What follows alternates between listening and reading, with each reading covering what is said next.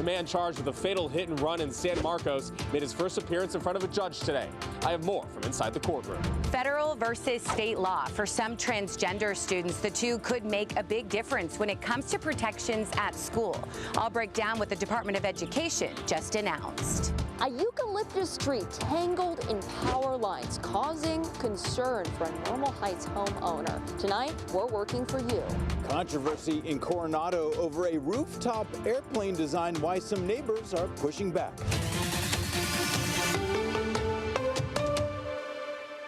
A man accused in a deadly hit and run in San Marcos faced a judge for the first time today. Good evening and thanks so much for joining us. I'm Marcella Lee. And I'm Steve Price. In tonight for Carla Chucchetto. This deadly crash happened last week. News 8's Alex Cheney was in the courtroom. He joins us now live from Vista with what the victim's family is saying tonight. Alex. Yes, this is absolutely tragic. The family and friends, a whole lot of them were in the courtroom today for 62-year-old Carrie Faust. They were all there to see the suspect, John Alvarado, who was charged today. However, he did not enter a plea.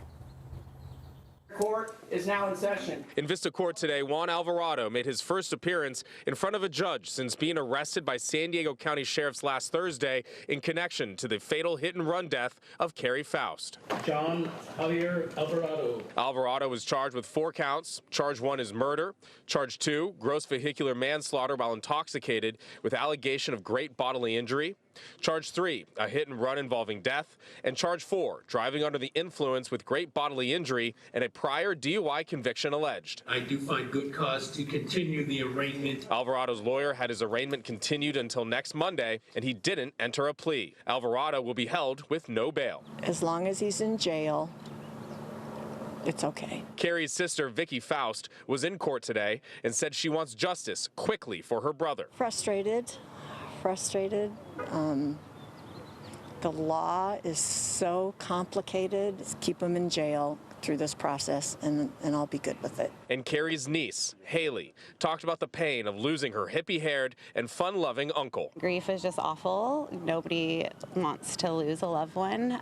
Death in general is hard no matter what, but I think in this kind of circumstance and the way he was taken from us is just very tragic and awful. Carrie Faust was struck and killed around 8:30 p.m. on North Pacific Street near Prime Storage in San Marcos on Saturday, February 21st, according to the San Diego County Sheriff's Office.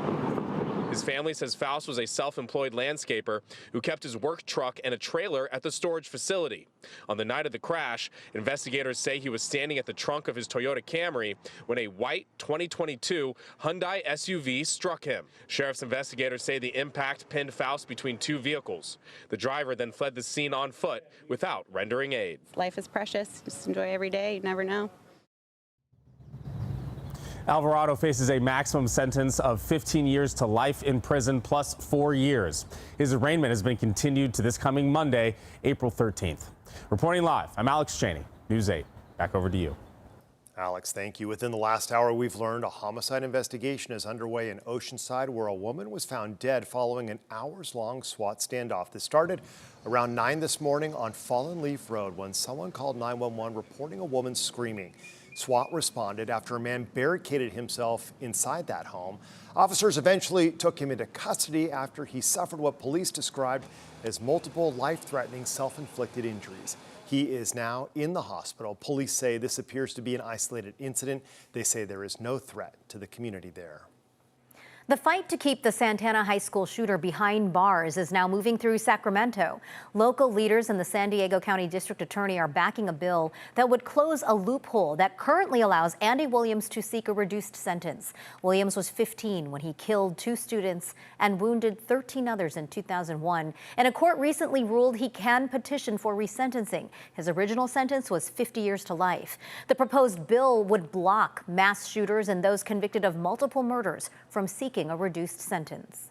The victims have no opportunity to be free from their mental, emotional, and physical wounds, including Randy Gordon and Brian Zucker, who were killed. Perpetrators shouldn't so easily have the opportunity to be free from the consequences of their actions either. Supporters say it's about justice for victims, while opponents argue this targets juvenile offenders. President Trump is suspending the bombing of Iran for 2 weeks. The development comes as he announced a last-minute deal between the U.S., Israel, and Iran. In a post online, the president said in part that if Iran agrees to the complete, immediate, and safe opening of the Strait of Hormuz, the U.S. will suspend the bombing. The president escalated threats this morning, warning, quote, "A whole civilization will die." Earlier in the day, images out of Iran showed people forming a human chain near power plants and bridges ahead of President Trump's deadline. The President of the United States is a man who recognizes leverage, that if the Iranians want to exact a certain amount of pain, the United States has the ability to exact much, much greater pain.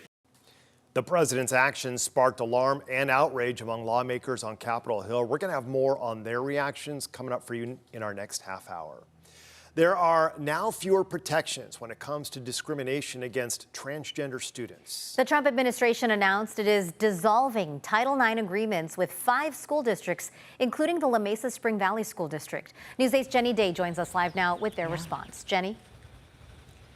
Yeah, so while the Department of Education rolled back certain protections for transgender students, the superintendent here tells me that the decision really will not have an impact locally because they will still just uphold California protections that aim to ensure that every student is safe and supported.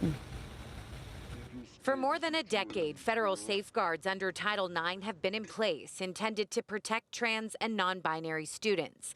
It's meant schools that receive federal funding cannot discriminate based on gender identity or sexual orientation. Also, equality in athletics, and that they must prevent and respond to harassment. Today, though, the Department of Education repealed those provisions, saying the Trump administration is removing the unnecessary and unlawful burdens that prior administrations imposed on schools in its relentless pursuit of a radical transgender agenda. I don't support the Trump administration, and as an educator myself, I find it extremely important to support all kids. The superintendent of the La Mesa Spring Valley School District says this stems from a case that involves a gender nonconforming student at an elementary school who they say was uncomfortable using the restroom because of comments made by other students, and that the parents felt the school could have done more to intervene. So up until today, schools were directed to provide more LGBTQ+ training, but that is now no longer the guidance at the federal level. However, under California law, that training is still required once a year for all school staff, and students are still able to use restrooms that match their gender identity. Hence why the superintendent says the federal rollback really won't change what's happening here locally. It's not something that the school district should be dealing with. It's something that mental health should be dealing with. The San Diego LGBT Community Center tells me they condemn the department's decision, adding research shows inclusive school policies reduce bullying, improve mental health outcomes, and save lives. Again, though, the Trump administration says they are restoring common sense, and the Department of Education's definition of sex will only be biological male or female. You're not going to be changing people the way they feel, and it's just going to be making it more dangerous for a lot of these kids. Yeah, so you're seeing now for some students here in East County, it's very different now at the state and federal level, making it legally very complex. But again, the district says they will just continue to provide a safe and supportive environment for all. Live in La Mesa, Jenny Day, News 8. Thanks, Jenny. A homeowner in Normal Heights says she's fed up and scared. There is a massive eucalyptus tree just behind her home on Caltrans property, and she fears it could come crashing down at any moment. For 3 years, she has been calling agency after agency and says she is getting nowhere. So she called us, News 8's Steffi Roche, live now at the home tonight, working for you, trying to find out why nothing has been done. Steffi. Well, normally Caltrans would be responsible for cutting down this tree, but they tell me this tree is the exception. Just take a look. You can see the branches are twisted around the power line. And that's why Caltrans says SDG&E becomes responsible for the job. Now, homeowner Linda Sinrum has lived in the Normal Heights home since 1990 and says she's not aware of the tree ever being tended to. She says she first became concerned about the tree about 3 years ago and called Caltrans, who directed her to SDG&E. She tells me that until today, SDG&E told her the tree would be under observation, but no steps were taken to ever cut it down. Yesterday, she saw the branches were fully twisted around the power lines, and that's when she decided to call us at News 8. Yeah, the big problem with the tree is that it's so tall and the roots are so shallow that, you know, enough rain and enough wind, they're just going to come tumbling down, taking down the poles with it. And like the man said, it's not, those lines are not going to hold the tree up. They're going to keep coming down. The Working for You team contacted SDG&E via email last night, and I called again this morning. Sinram told me that a few hours later, a contractor for SDG&E stopped by her home and told her today the tree needs to be dealt with quickly. A little over an hour ago, SDG&E got back to me, and they tell me in part, quote, while there is no safety issue with the power lines in the area, our team spoke directly with the customer and has a plan in place to address their concerns. And Linda tells me that that contractor with SDG&E says that he plans to come back here likely tomorrow to handle this tree. But for now, reporting live in Normal Heights, I'm Steffi Roche, Working for You. All right, great job out there, Steffi. Definitely working for that homeowner. Remember, if there is something you would like us to look into, email us at workingforyou@cbs8.com. If you are an SDG&E customer, you can expect a $32 natural gas credit on your bill this month. It will automatically be applied to your account as part of California's climate credit program. And that's not all. Later this year, you will see 2 electric credits of nearly $50. State lawmakers are proposing to move those payments to August and September. A vote on that is scheduled for later this month.